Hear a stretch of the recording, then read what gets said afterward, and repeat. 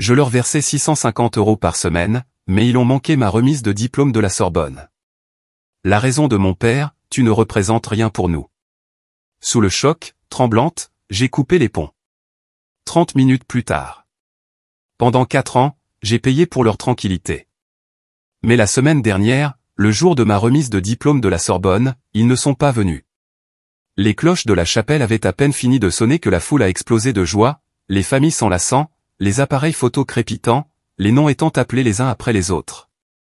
Et pourtant, les 2 sièges que j'avais réservés au premier rang sont restés vides, comme de petits témoins silencieux de tout ce que je refusais d'admettre. Je me suis dit, peut-être qu'il y avait des embouteillages. Peut-être que maman a oublié de charger son téléphone. J'ai attendu la fin de la cérémonie, croyant toujours qu'à tout moment, je les verrais s'approcher de moi, me faisant signe, souriant. Au lieu de ça, quand j'ai finalement appelé, la voix qui a répondu était assez froide pour brûler. « Tu ne représentes rien pour nous », a dit mon père. Aucune hésitation, aucune colère, juste de la glace. Pendant un instant, je ne pouvais plus respirer. Le son des célébrations autour de moi s'est estompé et tout ce que je pouvais entendre était la tonalité résonnant dans mon oreille. C'était la dernière fois que j'appelais à la maison. Je m'appelle Marie Dubois, j'ai 27 ans, étudiante diplômée en neurosciences comportementales à l'université de la Sorbonne. Sur le papier, ça a l'air impressionnant. Laboratoire de recherche de la Sorbonne, bourse d'études. Mais derrière chaque titre, il y a un petit appartement avec des radiateurs qui vrombissent, une bouilloire de seconde main, et une fille qui envoie la majeure partie de son salaire à un endroit qu'elle n'appelle plus chez elle. Chaque vendredi, à 6h30 précise, avant que la ville ne soit complètement réveillée, je m'asseyais à mon bureau avec une tasse ébréchée de café froid à côté de moi et j'ouvrais mon ordinateur portable. La lumière bleue de l'écran baignait mon visage alors que le curseur clignotait dans la case du virement.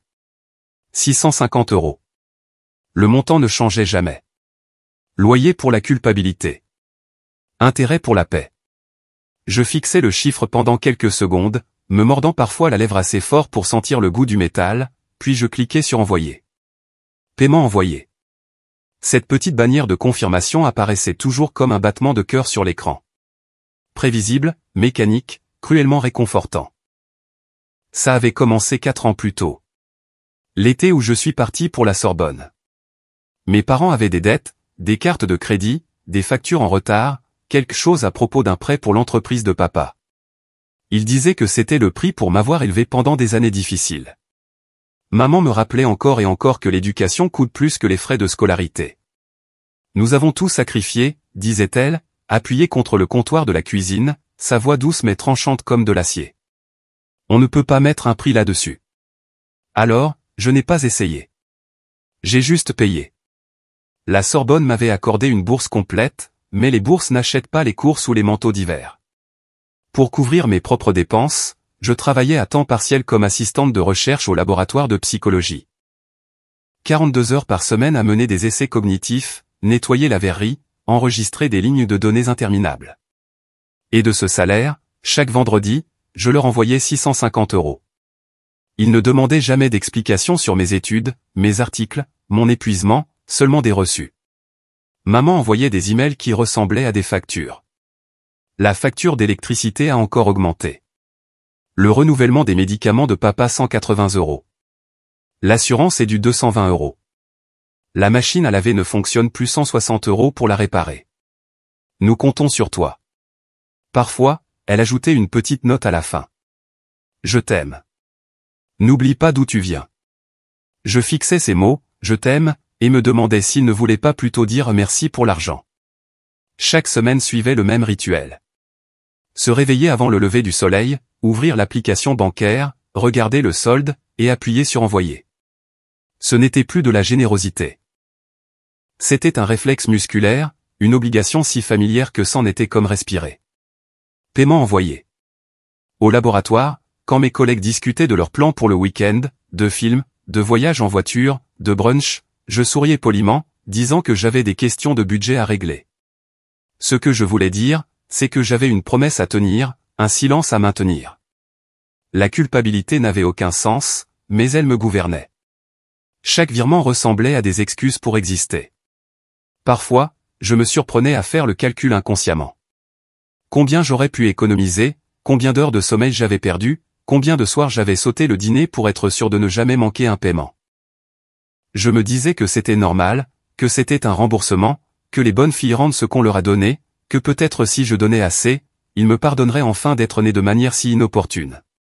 Une fois, lors d'une nuit tardive au laboratoire, j'ai dit à ma superviseure, le docteur Lefebvre, que je ne pouvais pas me permettre un voyage pour une conférence. Elle a froncé les sourcils. Mais la subvention couvre tout.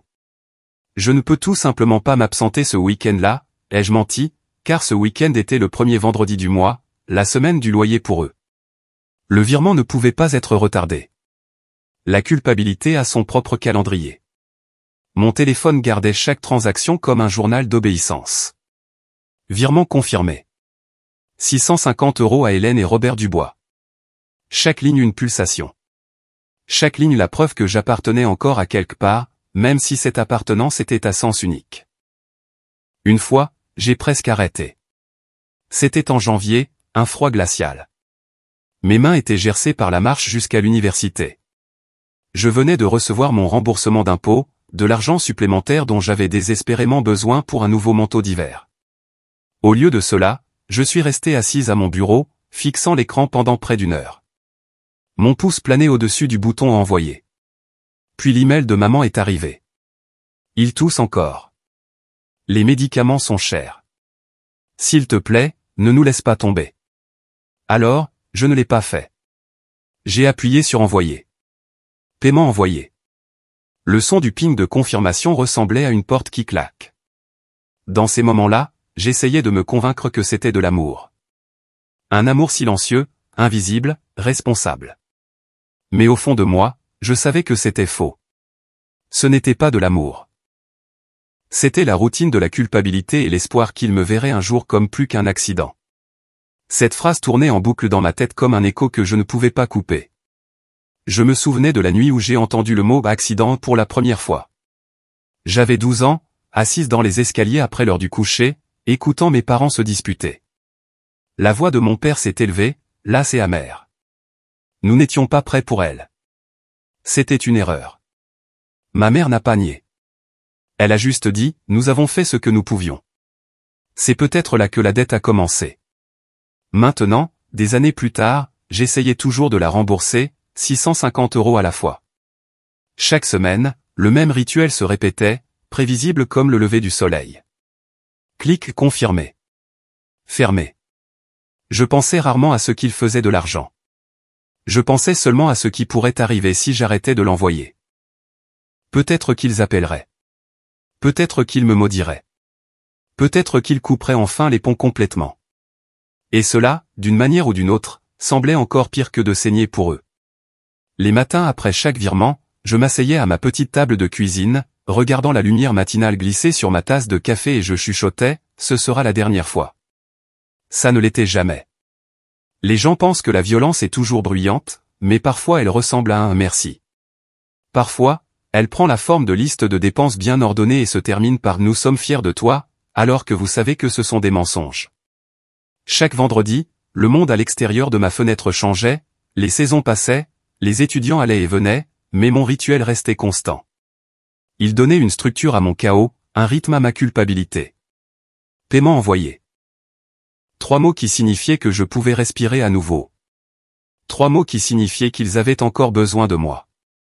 Je ne savais pas alors que la paix que j'achetais était contrefaite. Que la prochaine fois que j'ouvrirais cette application bancaire, ce ne serait pas pour envoyer de l'argent, mais pour arrêter. Malgré tout, j'essayais toujours de maintenir le lien. Je me disais que l'amour, le vrai amour, ne disparaissait pas.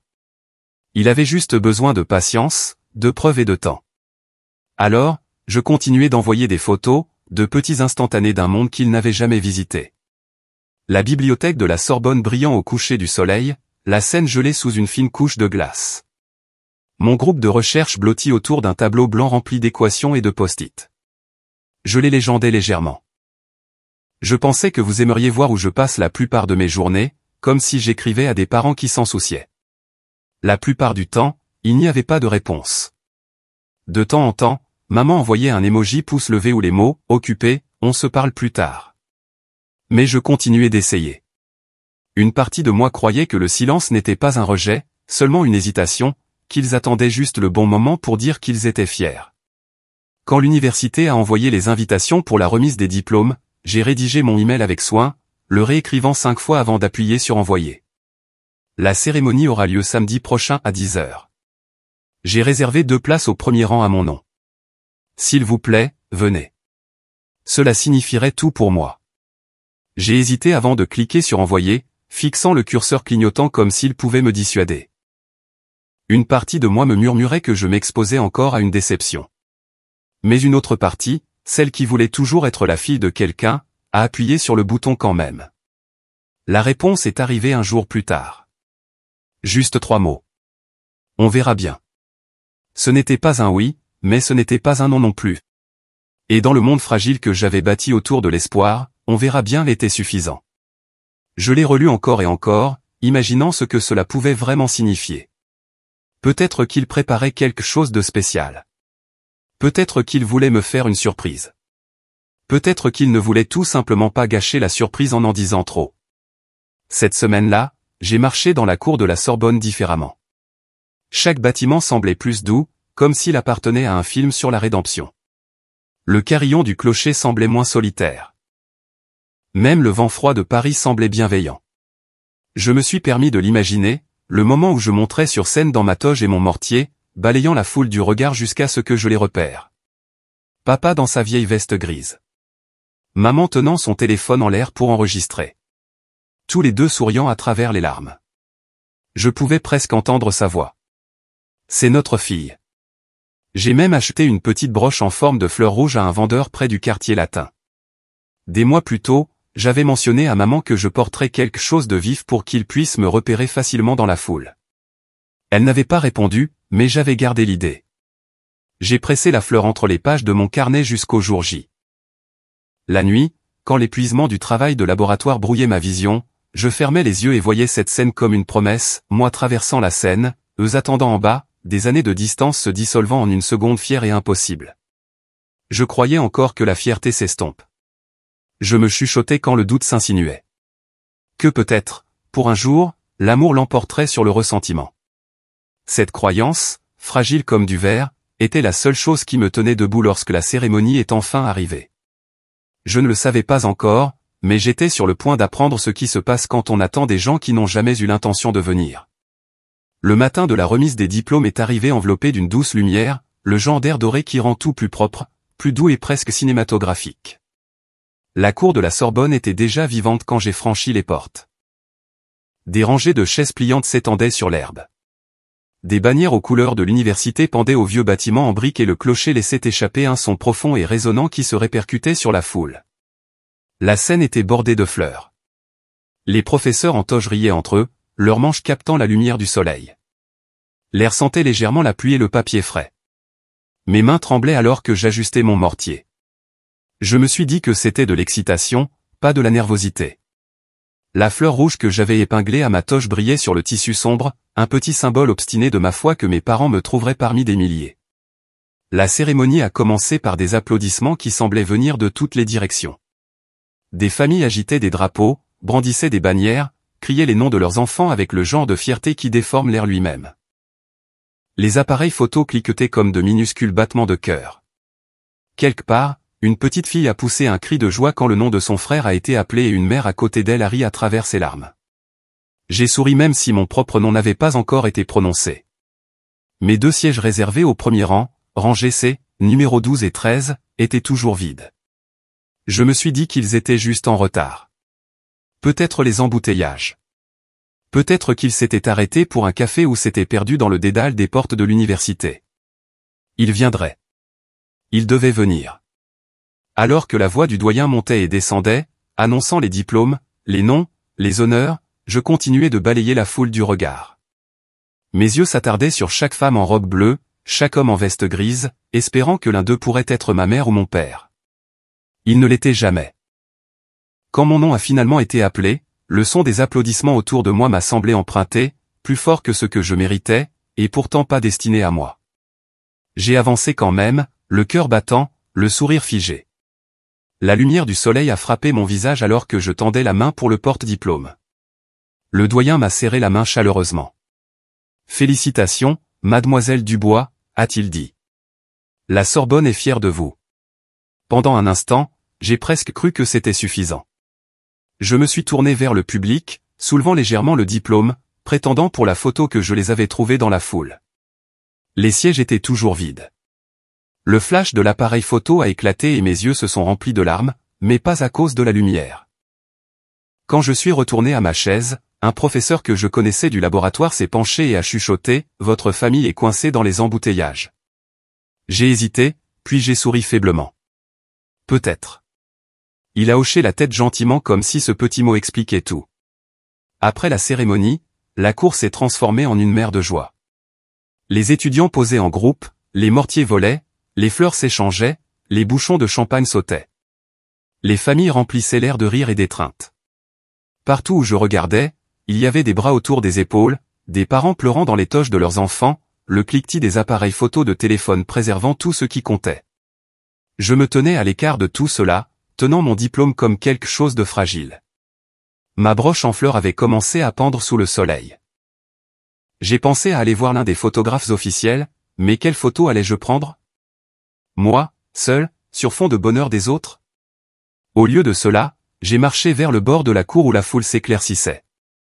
Le dernier carillon du clocher a retenti sur la pelouse. Il était censé marquer le début de nouvelle vie. Pour moi, il sonnait juste comme une fin. Je me suis assise sur un muret de pierre sous un arbre.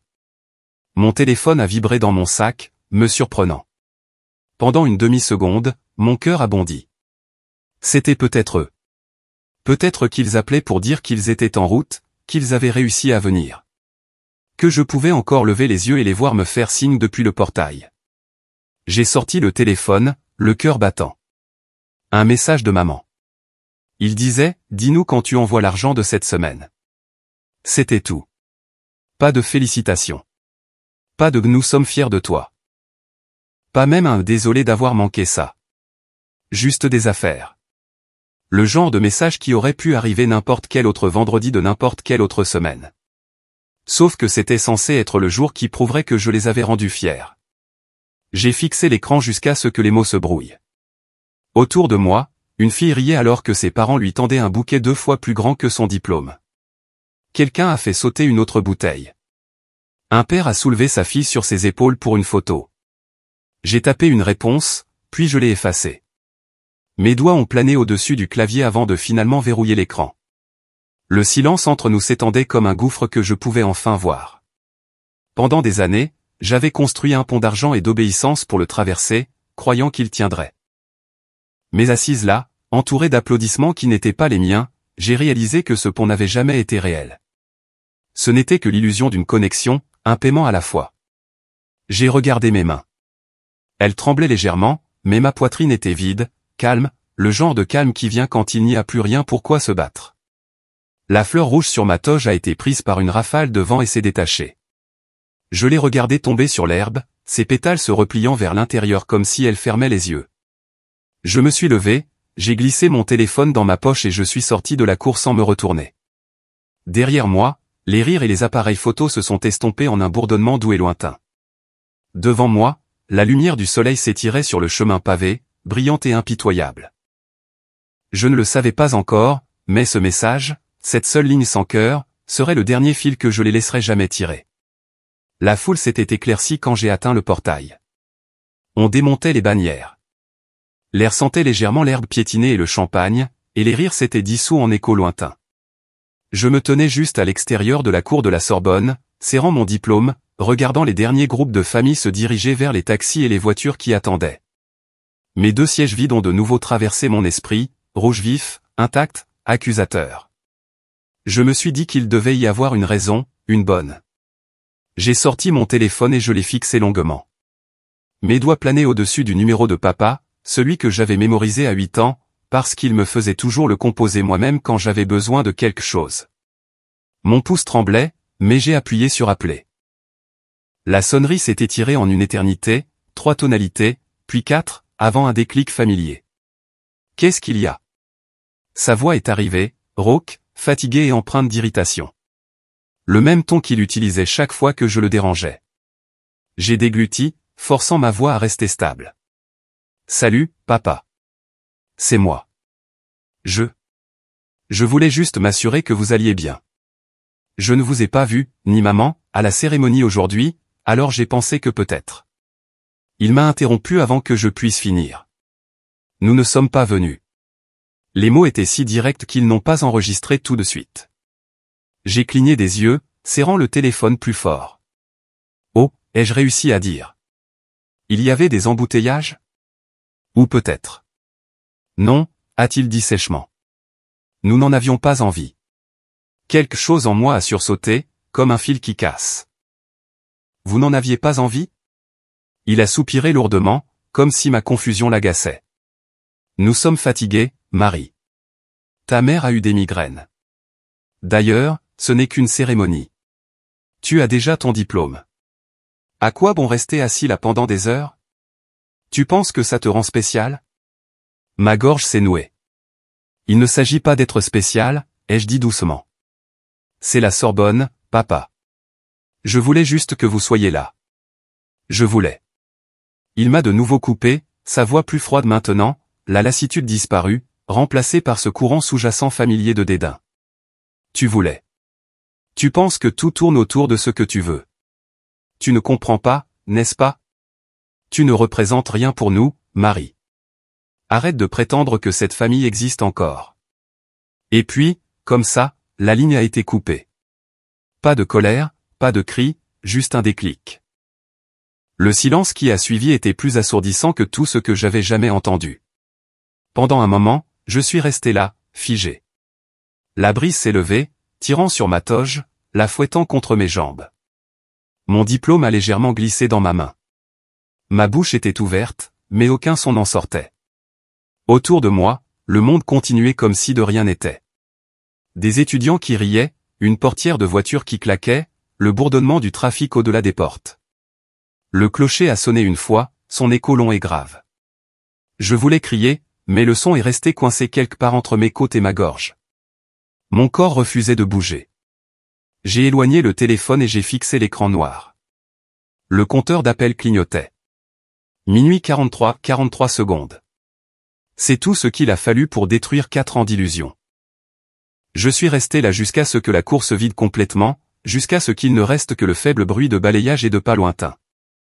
La lumière du soleil s'est adoucie en cette douce brume dorée qui rend le monde trop beau pour la douleur qu'il contient. Le vent a de nouveau soulevé l'ourlet de ma toge, l'enroulant autour de mes jambes. Je pouvais sentir l'odeur de la pluie dans l'air, âcre et métallique. Un gobelet en papier a roulé sur le trottoir, heurtant ma chaussure avec un bruit sourd. Mon esprit rejouait sa voix comme un enregistrement cruel que je ne pouvais pas éteindre. Tu ne représentes rien pour nous. Les mots tournaient en boucle sans fin, se resserrant autour de ma poitrine. J'aurais dû pleurer. C'est ce que font les gens quand leur monde s'effondre. Mais rien n'est venu. Pas de larmes, pas de rage, juste cette immobilité qui suit une tempête après qu'elle a tout dévasté. Je n'ai pas pleuré, me suis-je chuchoté, ma voix à peine audible par-dessus le vent. J'ai juste commencé à trembler. Le tremblement a commencé dans mes mains, puis est monté dans mes bras, un rythme régulier comme la réplique d'un tremblement de terre. J'ai essayé de respirer, mais même ça faisait mal, comme si l'air lui-même était trop lourd. J'ai marché lentement vers le portail en fer, celui que chaque étudiant de la Sorbonne franchit au moins 2 fois. Une fois en arrivant, une fois en partant. En sortant, j'ai regardé en arrière, vers la cour, la scène. Les chaises vides, les restes de la célébration éparpillés sur l'herbe. Pendant 4 ans, j'avais travaillé pour arriver ici. Je pensais que ce moment guérirait quelque chose. Au lieu de cela, il a brisé la dernière partie de moi qui croyait encore en un foyer. Mon reflet scintillait faiblement dans la vitre d'un bâtiment voisin, mortier de travers, rouge à lèvres estompées, yeux vides. Une étrangère dans un costume emprunté. Les gens passaient sans me remarquer. Ils avaient des familles qui les attendaient, des dîners à préparer, des rires à partager. J'avais un téléphone plein de messages sans réponse, et une voix qui résonnait encore dans ma tête. Le vent est devenu plus froid. J'ai glissé le téléphone dans mon sac, sentant son poids comme un rappel. Une dernière rafale a attrapé les bords de ma toge, la faisant flotter autour de moi avant de retomber. Le monde était immobile. Quelque part derrière moi, les cloches ont recommencé à sonner, marquant une autre heure, une autre fin. Je suis resté là, les écoutant s'évanouir dans le silence, sachant que dans moins d'une minute, je m'éloignerais de la version de moi-même qui croyait encore qu'il s'en souciait. Et quand j'ai finalement fait ce premier pas, le tremblement s'est arrêté, non pas parce que la douleur avait disparu, mais parce que je n'avais plus rien à quoi m'accrocher. Quand je suis rentré à mon appartement ce soir-là, la ville était enveloppée dans ce calme d'après-tempête, les rues luisantes de pluie résiduelle, les fenêtres brillant d'une chaleur qui appartenait toujours à quelqu'un d'autre. Ma toge était encore humide du vent, mes cheveux collés à ma nuque. J'ai laissé tomber mon sac près de la porte et je suis resté là un moment, ne sachant pas quoi faire ensuite. L'air sentait légèrement la poussière et la camomille. Sur le comptoir de la cuisine, ma tasse de ce matin était encore à moitié pleine, le thé maintenant froid et translucide. Je n'ai pas pris la peine d'allumer la lumière. Le doux bourdonnement du réfrigérateur remplissait la pièce comme un bruit de fond pour une vie que je reconnaissais à peine. J'ai enlevé mon mortier, je l'ai posé à côté de l'enveloppe non ouverte qui contenait mon diplôme, et j'ai enfin expiré. Puis j'ai ouvert mon application bancaire. La lueur de l'écran a illuminé mon visage, pâle et net dans l'obscurité. Mes doigts ont hésité au-dessus du verre, comme si le réflexe musculaire pouvait prendre le dessus et effectuer le même rituel du vendredi automatiquement. Virements récurrents actifs. La liste est apparue, nette et impitoyable. 650 € chaque semaine, vendredi, 6h30 à Hélène et Robert Dubois. 4 ans d'obéissance compressés en une seule ligne de code propre. J'ai fait défiler vers le bas, voyant l'historique sans fin des transactions, chacune une estampille de culpabilité. Mon pouce a plané au-dessus du petit bouton gris à côté. Annulé. Pendant un instant, j'ai de nouveau entendu la voix de papa, coupant le silence comme de l'électricité statique. Tu ne représentes rien pour nous. J'ai failli laisser tomber le téléphone. Mes mains tremblaient si fort que l'écran est devenu flou. Mais alors quelque chose a changé. C'était petit, une expiration qui ressemblait plus à un défi qu'à du chagrin. J'ai appuyé sur annuler. Un nouveau message est apparu. Êtes-vous sûr de vouloir supprimer ce virement récurrent? J'ai fixé la question. Il me semblait absurde que la liberté puisse tenir dans une seule case oui ou non. Mon pouce a bougé avant que je puisse changer d'avis. Confirmé. Le son qu'il a produit était presque imperceptible. Un clic doux, comme une serrure qui se tourne. La liste s'est actualisée. Le virement avait disparu. Je n'ai pas réalisé que je retenais mon souffle jusqu'à ce que ma poitrine commence à me faire mal. Lentement, je me suis appuyé contre le comptoir, le téléphone toujours en main. Le tremblement de mes doigts s'est adouci. Mon pouls, autrefois frénétique, a commencé à se stabiliser. Pendant 4 ans, ai-je chuchoté à personne. La culpabilité avait son propre calendrier. J'ai regardé l'écran vide du téléphone, sa lueur s'estompant dans l'obscurité. Je viens de le supprimer. Les mots flottaient dans l'air, fragiles, mais définitifs. J'ai posé le téléphone sur le comptoir. Mes mains étaient encore instables, mais quelque chose à l'intérieur de moi était devenu étrangement calme, comme la mer après qu'une tempête s'est dépensée. J'ai rempli la bouilloire, écoutant le doux bruit de l'eau. Le son était entrant, réel. Quand elle a commencé à bouillir, le léger sifflement a rempli le silence comme le faisait autrefois la conversation. J'ai versé l'eau chaude sur un nouveau sachet de thé et j'ai regardé la couleur s'épanouir, un ambre tourbillonnant en or. La vapeur s'est élevée, transportant l'odeur de la menthe et du métal. J'ai enveloppé mes 2 mains autour de la tasse, sentant la chaleur s'infiltrer dans mes paumes. Dehors, une portière de voiture a claqué, suivie d'un rire résonnant dans la rue. Quelque part, la vie continuait. Pour la première fois, je ne me sentais pas exclu. Je ne voulais juste plus faire partie du bruit. Je me suis assise à la petite table près de la fenêtre, sirotant lentement. Ma main a cessé de trembler à mi-parcours. Mon rythme cardiaque, qui avait été un tambour pendant des semaines, a finalement trouvé un rythme qui n'était pas celui de la survie.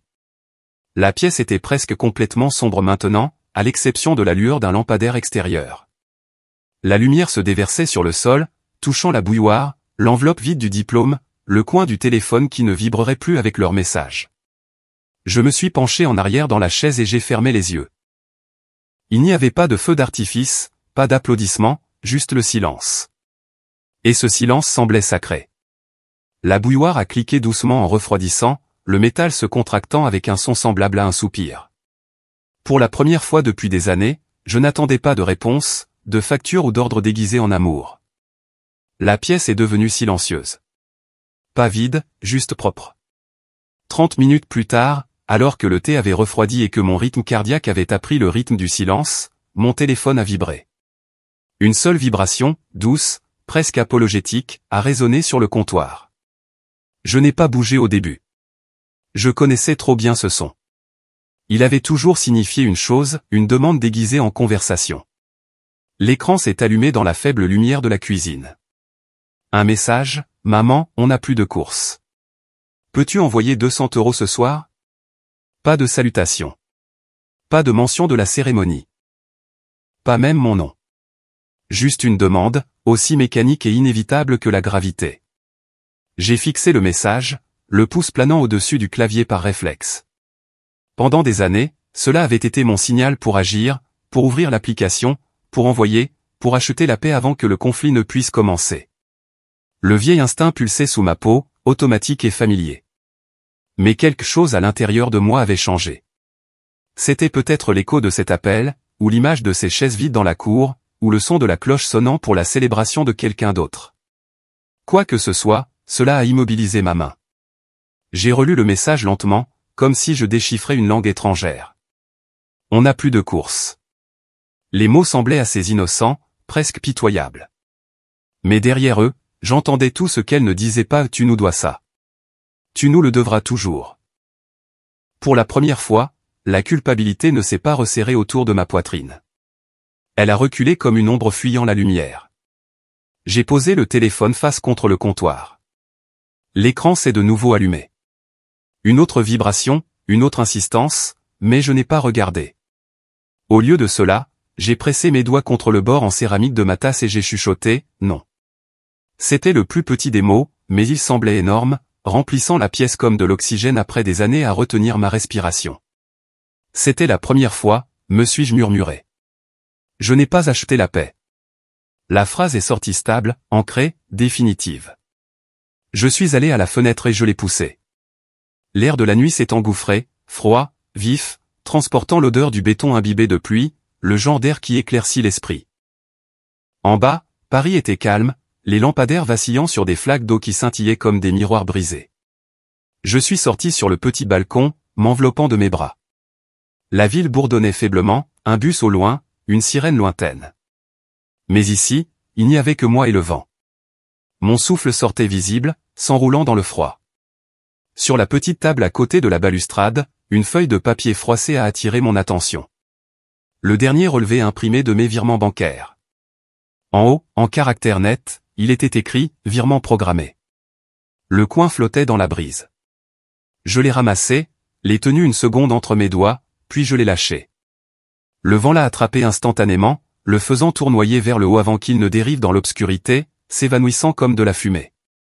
Pendant des années, ces mots avaient été un commandement, la preuve que j'étais bonne, obéissante, nécessaire. Les regarder disparaître, c'était comme libérer un fantôme dont je n'avais pas réalisé qu'il me hantait. Je suis resté là un moment, regardant les lumières de la ville se fondre en une longue ligne dorée. Quelque part, je les imaginais, mes parents, assis à leur table de cuisine, attendant un son qui ne viendrait pas. Le ping d'une transaction. La preuve de ma dévotion. Je me demandais s'ils le remarqueraient tout de suite. S'ils le sentiraient comme moi, une absence soudaine. Un silence trop aigu pour être ignoré. Peut-être que oui, peut-être que non. Mais pour la première fois, ça n'avait pas d'importance. Le vent s'est de nouveau levé, tirant doucement sur mes manches, emportant avec lui la faible odeur de quelque chose de propre. Pluie, menthe et liberté.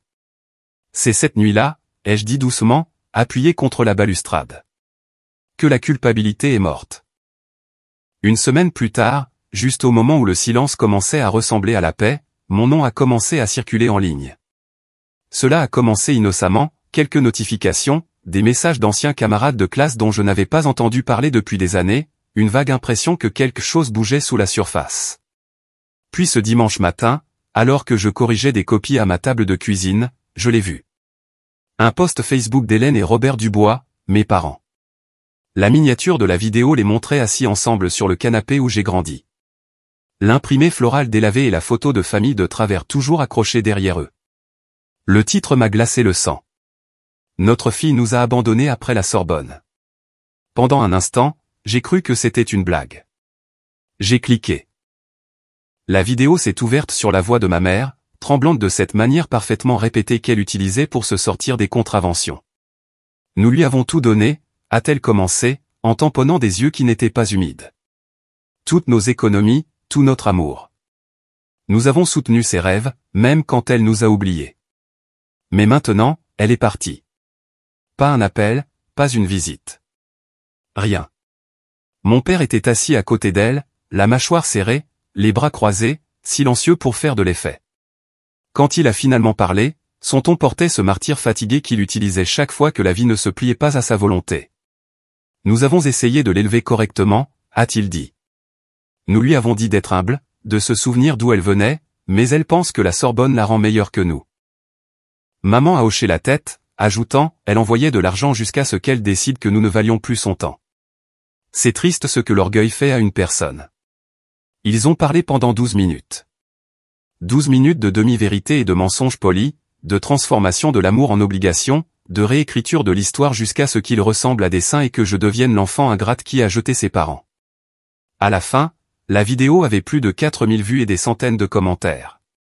D'anciens voisins, des parents éloignés, des membres de la paroisse. Quelle honte. Les enfants d'aujourd'hui oublient qui les a élevés. Ils ont tout sacrifié pour elle. L'arrogance typique de la Sorbonne. Dieu l'humiliera. Chaque commentaire était comme une petite pierre lancée sur ma poitrine. Je n'ai pas pleuré cette fois. J'ai juste fixé l'écran de la même manière qu'on regarderait un accident de voiture au ralenti, incapable de détourner le regard, même si cela détruisait quelque chose de vital. Le reste de la journée, j'ai ignoré mon téléphone. Mais les pings continuaient d'arriver. Des SMS, des appels manqués, même des emails de personnes que je connaissais à peine. Tout le monde voulait un commentaire, une explication, une réaction. Je ne leur en ai donné aucune. 2 jours plus tard, mon téléphone a de nouveau vibré. Mais cette fois, c'était un nom que je n'avais pas vu depuis des années. Benoît, mon petit frère. Tu n'es pas seul, disait le message. Je payais aussi. Mon souffle s'est coupé. J'ai répondu immédiatement. Qu'est-ce que tu veux dire? Ils m'ont dit qu'ils étaient noyés sous les dettes. Ils ont dit que tu avais arrêté d'aider. J'envoie 300 € chaque semaine depuis 2 ans. J'ai fixé l'écran, le cœur battant. Ils m'ont dit la même chose à propos de toi, ai-je répondu. Que tu refusais d'aider. Que j'étais la seule encore loyale. La bulle de frappe de Benoît est apparue, puis a disparu, puis est réapparue. Finalement. Je pensais que je pouvais regagner leur amour. Je pensais que si je continuais à envoyer de l'argent, ils me pardonneraient d'être parti. Moi aussi, ai-je écrit. C'était là. La vérité qu'aucun de nous n'avait osé nommer. Pendant des années, nous avions financé un fantôme, payé le loyer d'une relation qui avait déjà brûlé. Nous nous sommes appelés ce soir-là. La dernière fois que j'avais entendu sa voix, il était encore à l'université, encore plein d'espoir. Maintenant, son ton portait le même épuisement que je reconnaissais dans le mien. Je pensais qu'il changerait peut-être quand tu aurais ton diplôme, a-t-il dit doucement. Qu'il te verrait enfin pour ce que tu as accompli. Je pensais la même chose, ai-je dit. Mais ils ne sont pas venus. Ils n'ont même pas fait semblant d'essayer. Il y a eu un silence pendant un moment. Puis Benoît a ri, un rire sec et amer. J'imagine qu'ils ont enfin trouvé une nouvelle façon d'être payés, la sympathie. Sa blague n'aurait pas dû faire mal, mais c'est le cas, parce que c'était vrai. Cette nuit-là, nous avons parlé jusqu'à plus de minuit, échangeant des souvenirs comme des pièces de puzzle. Nous avons reconstitué les années de manipulation, la façon dont maman utilisait la culpabilité comme une monnaie, la façon dont papa utilisait le silence comme une arme, les mensonges qu'il nous racontait à chacun pour nous maintenir en compétition pour une affection qui n'a jamais existé. Ils nous ont fait sentir comme des sauveurs, a dit Benoît. Mais en réalité, nous n'étions que l'approvisionnement. C'était le genre de clarté qui vous laissait étourdi. Le lendemain matin, l'histoire a commencé à changer. Quelqu'un, personne ne savait qui, avait mis en ligne un enregistrement d'écran d'une version plus ancienne et non éditée du direct Facebook de mes parents. Dedans, la performance vacillait. Mon père, pensant que la caméra était éteinte, s'est penché en arrière et a marmonné, elle ne représente rien pour nous. Arrête de prétendre que cette famille existe encore. Ma mère n'a pas bronché. Elle a juste hoché la tête et dit, alors coupe cette partie avant de poster. La vidéo ne durait que 14 secondes, mais elle s'est propagée comme une traînée de poudre. Les gens qui les avaient autrefois plaints l'ont repostée avec des légendes comme « On dirait que la vérité finit toujours par fuir ». D'autres l'ont intégrée dans des vidéos de réaction, leur visage tordu d'incrédulité. Elle ne représente rien pour nous, a répété un utilisateur. Après avoir pris son argent pendant des années, waouh, la manipulation ici est folle. Cette pauvre fille. En 48 heures, leur récit de victime s'est effondré. La vidéo qu'ils avaient si soigneusement conçue était maintenant la preuve de leur cruauté. Les sections de commentaires se sont retournées contre eux. Et les mêmes personnes qui m'avaient réprimandé une semaine plus tôt ont commencé à supprimer discrètement leurs mots. Benoît m'a de nouveau envoyé un texto. Il panique. Maman pleure à nouveau en direct. Papa accuse les pirates informatiques. Je n'ai pas répondu. Je n'en avais pas besoin. Internet a fait ce que je n'aurais jamais pu faire. Il les a tenus responsables. Chaque fois qu'ils essayaient de supprimer le clip, quelqu'un le repostait. La phrase « Elle ne représente rien pour nous » est devenue un titre, un hashtag, un miroir qu'ils ne pouvaient pas éviter de regarder. Le week-end, ils avaient verrouillé leur compte. La paroisse qui les avait autrefois loués a retiré leur nom du bulletin. Leurs amis se sont tus. Les mêmes voisins qui avaient l'habitude de bavarder sur mon orgueil de la Sorbonne chuchotaient maintenant sur le leur. Ces parents de la Sorbonne, a dit une femme dans un direct local que quelqu'un m'a envoyé. On dirait qu'ils ont enfin reçu une leçon. Je n'ai pas ri. Je ne me sentais pas vengé. Je me sentais vide, comme si la justice était arrivée mais avait oublié de frapper d'abord. Parce que ce n'était pas une victoire. C'était une exposition. Et l'exposition ne guérit pas. Elle met juste fin à la comédie. Pourtant, quelque chose en moi s'est apaisé. Pendant des années, j'avais payé pour maintenir leur illusion de décence. Maintenant, le monde l'avait vue pour ce qu'elle était, pourrie en dessous, polie en surface. Benoît a appelé ce dimanche soir. Sa voix était calme cette fois. Je suppose que c'est fini, a-t-il dit. Peut-être que ça ne fait que commencer, ai-je répondu. Il est resté silencieux un moment avant de dire, tu sais, tu n'as plus à porter ça. J'ai regardé par ma fenêtre la rue calme en bas, le reflet de ma tasse de thé tremblant dans la vitre. Je sais, ai-je dit. Mais c'est étrange d'apprendre à vivre sans culpabilité. C'est comme s'il manquait un bruit qui a été en arrière-plan toute ta vie, a-t-il gloussé doucement. Le silence, ça s'apprend. J'apprendrai, ai-je dit. Et je l'ai fait. Dans les semaines qui ont suivi, j'ai vu l'histoire s'éteindre comme le font les tempêtes. Bruyante, chaotique, puis soudainement partie. Mes parents sont devenus des murmures dans leur propre ville. Des visages que les gens détournaient au supermarché. Personne ne les défendait plus. Personne ne croyait à leur comédie. Je n'ai pas posté, pas parlé, pas défendu ma cause. Je n'en avais pas besoin.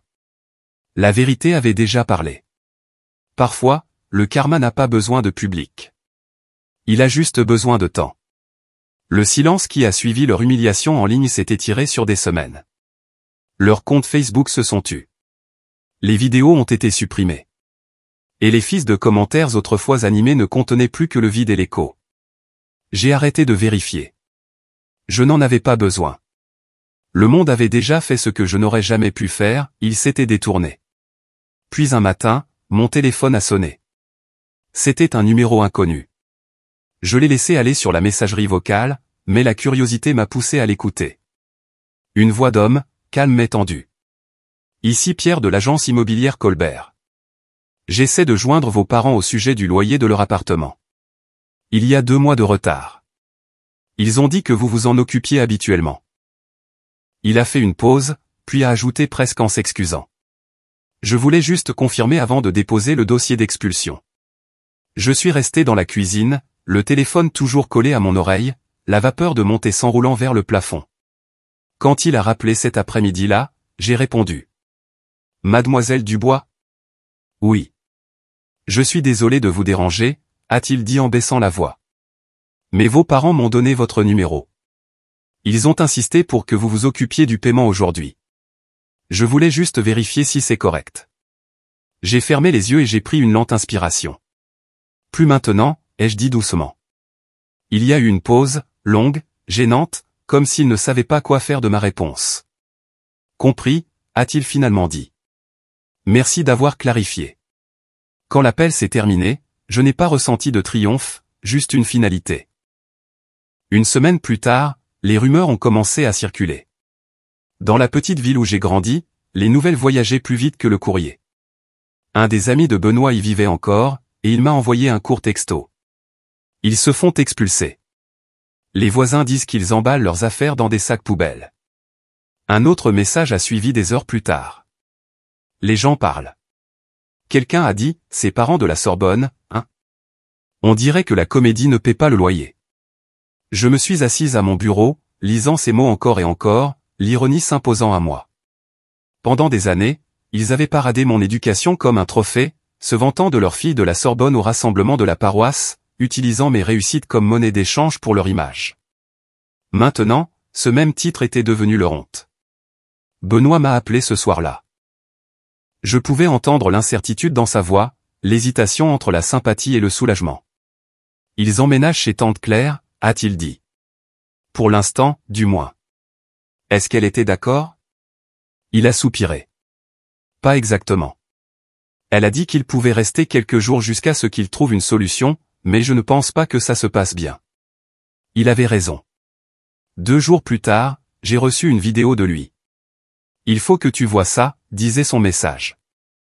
La vidéo était granuleuse. Filmée sur un téléphone depuis l'autre bout d'un salon. Elle montrait un rassemblement, notre famille élargie assise autour de la table de tante Claire. Mes parents étaient assis près du bout, petits et dégonflés.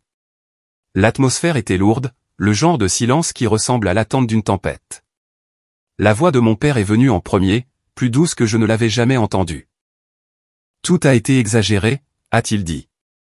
Cet enregistrement en ligne, ce n'était pas réel. Les gens ont déformé nos paroles. Ma mère a hoché la tête, les yeux baissés. Nous n'avons jamais dit qu'elle ne représentait rien. Nous étions justes. Nous étions en colère. Vous savez tous comment les enfants peuvent être. Elle nous a quittés. Elle. Assez, la voix de tante Claire a coupé, ferme et inébranlable. Pensez-vous vraiment que quelqu'un ici croit à ça? La caméra a légèrement bougé, capturant un aperçu d'elle tenant son téléphone. L'écran brillait d'une lueur bleue. Elle a appuyé sur lecture, et à travers le petit haut-parleur, la propre voix de mon père a rempli la pièce. Elle ne représente rien pour nous. Arrête de prétendre que cette famille existe encore. Le son était plus clair que dans mon souvenir. Personne n'a bougé. Mes parents se sont figés. Le visage de ma mère est devenu blême et la bouche de mon père s'est ouverte, mais aucun mot n'est sorti. Le silence qui a suivi était suffocant. On pouvait entendre le tic-tac de l'horloge en arrière-plan, le léger bourdonnement du réfrigérateur, même la respiration mal à l'aise de quelqu'un. Puis, de quelque part dans la pièce, une voix a percé, basse, stable et définitive. Si c'est comme ça que vous traitez votre fille, a dit un parent, vous ne la méritez pas. Ce n'était pas crié, ce n'était pas dramatique, juste la vérité.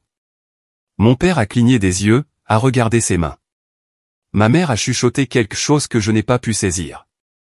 Puis, lentement, ils se sont tous les deux levés. Pas d'excuses, pas de larmes, juste le silence. Ils sont sortis de la pièce ensemble, la porte grinçant en s'ouvrant et en se refermant derrière eux. L'enregistrement s'est terminé là, l'écran devenant noir. Je l'ai regardé 2 fois, peut-être 3, non pas parce que je voulais les voir humiliés, mais parce que je ne pouvais pas tout à fait croire que c'était arrivé. Pendant si longtemps, j'avais pensé que leur fierté était indestructible. La voir s'effondrer, non pas dans la colère, mais dans une reconnaissance silencieuse, semblait surréaliste. Benoît a appelé quelques instants plus tard. Tu as vu? Oui. Ils sont dans un motel maintenant, a-t-il dit. Personne ne répond à leurs appels. Même la paroisse leur a tourné le dos. Le père Louis leur a dit qu'ils devaient réfléchir avant de revenir. J'ai hoché la tête en silence, bien qu'ils ne puissent pas me voir. Pendant des années, j'avais rêvé qu'ils comprennent ce qu'ils avaient fait. J'avais l'habitude de m'imaginer debout devant eux, énumérant chaque blessure, chaque mensonge, et regardant la prise de conscience poindre dans leurs yeux. Mais maintenant que la vérité était venue d'elle-même, cela ne ressemblait pas à une victoire. Cela ressemblait à une conclusion, silencieuse, lourde, nécessaire. Plus tard dans la nuit, je me suis assise à mon bureau, l'appartement enveloppé dans l'obscurité, à l'exception de la faible lueur de la ville filtrant à travers les stores. Mon ordinateur portable était toujours ouvert, la vidéo en pause sur leur sortie, la porte à moitié fermée, leur silhouette disparaissant dans le couloir. Je me suis penché en arrière, expirant lentement. Mon reflet scintillait sur l'écran, superposé au leur. Parfois, le karma n'a pas besoin de public, ai-je chuchoté. Il a juste besoin de temps. Les mots se sont installés dans l'air, stables comme un battement de cœur. Dehors, la pluie a commencé à tomber, tapotant doucement contre la fenêtre. J'ai laissé son rythme jouer pendant que j'étais assise là, immobile, le son me lavant comme quelque chose de purifiant. Pour la première fois, je ne me sentais ni en colère, ni triste, ni même vengé. Je me sentais juste libre. Après que la poussière soit retombée, j'ai emballé le peu que j'avais et j'ai déménagé dans un appartement plus petit juste à l'extérieur de Paris. Un bâtiment en briques étroites avec du lierre grimpant sur ses murs et des fenêtres qui attrapaient le soleil du matin. L'espace était calme, presque nu, mais chaque coin me semblait appartenir. Je n'avais plus besoin de grand-chose, juste un bureau près de la fenêtre, une bouilloire qui fonctionnait, et un air qui ne portait pas les attentes de quelqu'un d'autre. Les premières semaines se sont écoulées à un rythme étrange. J'enseignais à temps partiel au cours du soir de la Sorbonne, Introduction à la psychologie comportementale. L'ironie ne m'a pas échappé, debout devant une classe expliquant le traumatisme, la résilience et l'impuissance acquises alors que j'apprenais encore à respirer sans culpabilité. Mais les étudiants étaient différents de ceux que j'avais connus auparavant. Plus âgés, plus humbles, avides de changement. Ils n'étaient pas là pour le prestige ou les titres. Ils étaient là parce que la vie leur avait dit non, et ils voulaient trouver un moyen de dire oui à nouveau. J'ai reconnu cette fin. C'était la même qui m'avait maintenu en vie. Chaque soir, je rentrais à pied par le quartier latin, passant devant l'odeur du café et des vieux livres. La ville qui me faisait autrefois me sentir petite me semblait de nouveau humaine. Je passais devant le même banc près du portail de la cour, celui où je m'étais tenu le jour de ma remise de diplôme, attendant des gens qui ne sont jamais venus. Et pour la première fois, je n'ai pas détourné le regard. Je lui ai juste fait un signe de tête discret, comme pour reconnaître un fantôme qui avait enfin cessé de me hanter. Un vendredi soir, alors que les dernières feuilles d'automne se dispersaient sur le trottoir, quelqu'un a frappé à ma porte. Quand j'ai ouvert, Benoît était là, tenant un sac de courses dans un bras et un petit bouquet de marguerites dans l'autre. « Tu aimes toujours le gâteau au chocolat ?» a-t-il demandé. J'ai souri. « Celui qui est petit et dégoûtant au début ? Tu t'en es souvenu ? » À peine, il était en promotion. Il a souri, entrant à l'intérieur. L'appartement s'est rapidement rempli de l'odeur du glaçage et des rires. Nous avons mangé à ma petite table près de la fenêtre, le son du trafic de la ville bourdonnant sous nos voix. Benoît a regardé autour de lui, hochant lentement la tête. « Cet endroit te va bien. C'est calme. »« J'aime le calme, » ai-je dit. Personne ne crie, personne ne tient les comptes. Il a hésité, puis a dit doucement. « Tu as l'air plus légère. » Je lui ai versé plus de thé. Peut-être que j'ai finalement arrêté de porter ce qui n'était pas à moi. Pendant un moment, nous avons mangé en silence, le genre de silence confortable qui ne vient qu'après des années d'incompréhension. Quand il a fini sa part, Benoît s'est penché en arrière et a dit, à moitié souriant, « Tu sais, nous avons enfin obtenu notre diplôme 2. » J'ai cligné des yeux. « Quoi ?» Il a fait un geste vers la pièce. « Ça. Nous. La liberté. Nous avons passé des années à obtenir des diplômes, à chercher l'approbation, à payer les frais de scolarité pour un amour qui n'a jamais existé. Mais ça, il a agité sa fourchette pour insister. C'est la vraie remise de diplôme. Le jour où nous avons arrêté d'essayer de passer leur examen. J'ai ri doucement, le son se coinçant dans ma gorge. Tu as raison. Nous avons eu 2 remises de diplôme. La phrase m'est restée en tête longtemps après qu'il l'ait dite. Plus tard dans la nuit, après que nous ayons fait la vaisselle et que la ville se soit calmée, je me suis retrouvé à mon bureau, fixant l'étagère au-dessus.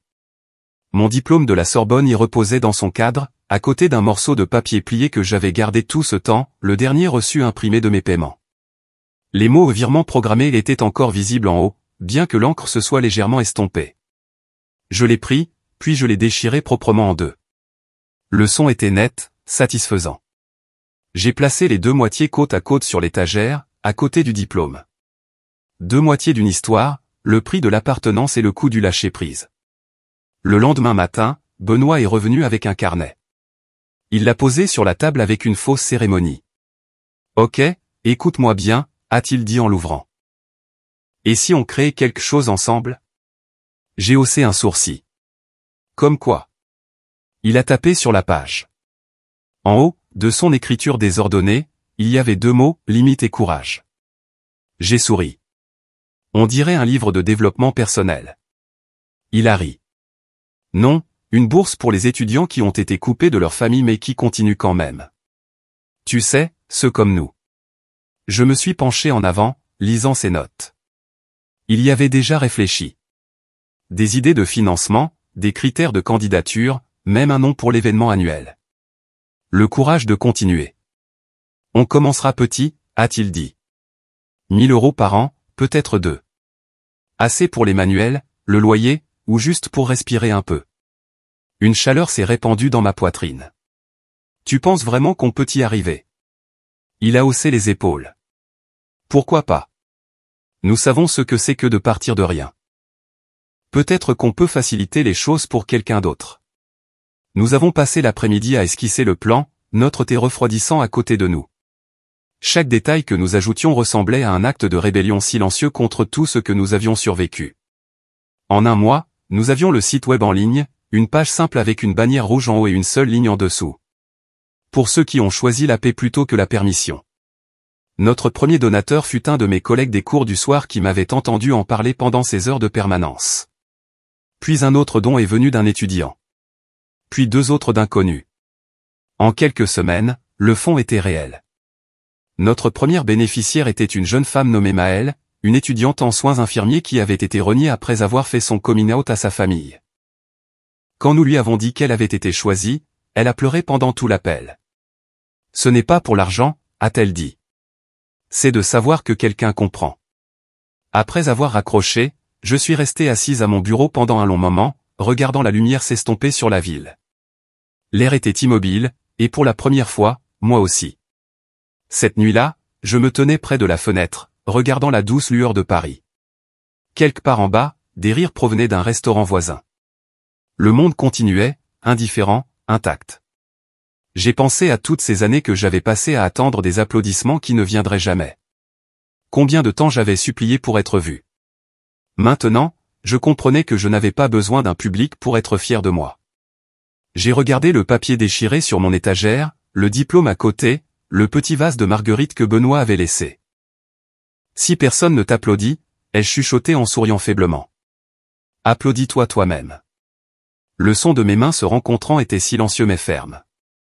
Un écho doux et privé de tout ce que j'avais perdu et de tout ce que j'avais gagné. 1 an plus tard, je me suis retrouvé à franchir les mêmes portes que j'avais autrefois quittées en silence.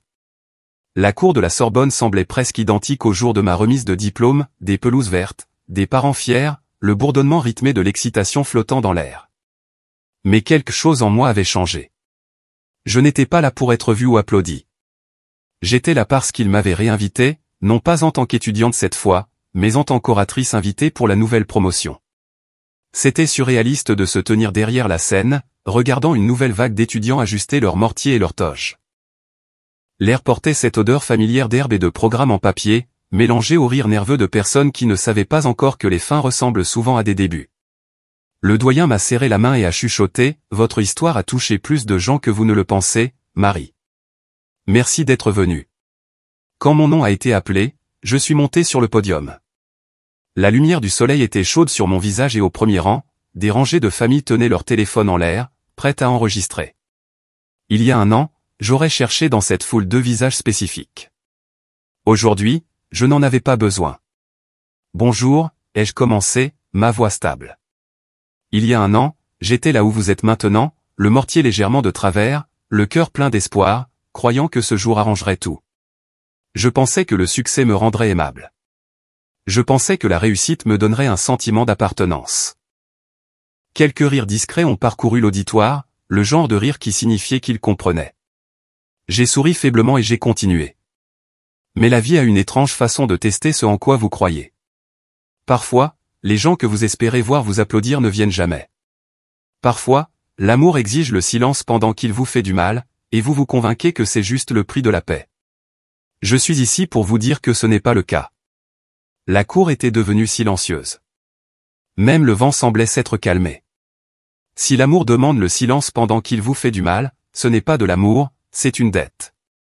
Et vous ne devez à personne une paix qui coûte votre âme. Pendant un instant, j'ai laissé les mots flotter dans l'air. Ils n'étaient pas seulement pour le public. Ils étaient pour la fille que j'étais autrefois. Celle qui s'était tenue à ce même podium avec des mains tremblantes, attendant des visages qui ne sont jamais apparus. J'ai passé des années à essayer de mériter ce qui était censé être donné librement, ai-je dit doucement. Mais la paix ne vient pas en plaisant aux autres. Elle vient en se choisissant soi-même, même lorsque cela brise l'histoire qu'on vous a appris à vivre. Il y a eu du mouvement dans la foule. Quelques personnes s'essuyant les yeux, quelques-unes hochant la tête silencieusement. Un groupe d'étudiants près du premier rang se tenait la main. J'ai aperçu le reflet des glands pourpres se balançant au soleil. Alors que je reculais du microphone, le photographe m'a fait signe de faire une pause. J'ai souri, instinctivement, en touchant mon revers. Et là, épinglé juste au-dessus de mon cœur, une seule fleur rouge.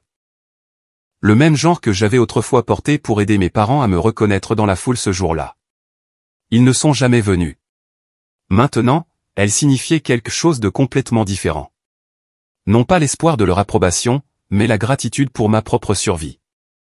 Le flash de l'appareil photo a capturé le sourire, la fleur, la réappropriation silencieuse d'un symbole que j'avais autrefois porté pour quelqu'un d'autre.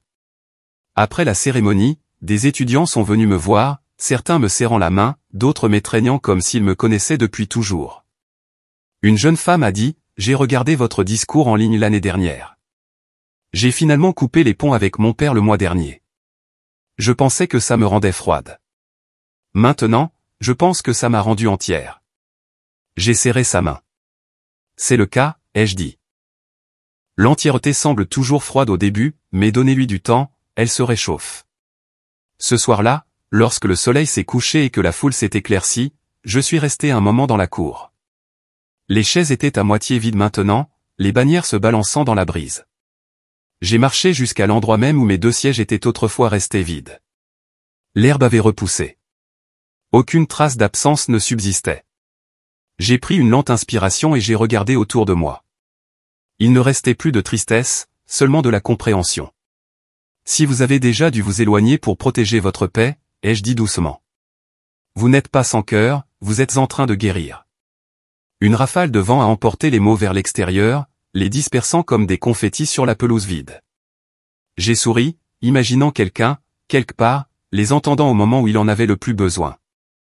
Avant de partir, je me suis tourné une dernière fois vers l'équipe de tournage qui rangeait le reste de son matériel. Je me suis légèrement penché en avant, souriant directement dans l'objectif comme on sourirait à un vieil ami, et j'ai dit, « Dites-moi, d'où regardez-vous, et quelle heure est-il en ce moment ?» Parce que quelque part, quelqu'un est en train de se libérer à cet instant même. Le vent a soulevé mes cheveux. La fleur rouge brillait faiblement dans la lumière déclinante, et pour la première fois, je me suis éloigné de la Sorbonne, non pas comme quelqu'un qui avait perdu une famille, mais comme quelqu'un qui avait construit sa propre paix.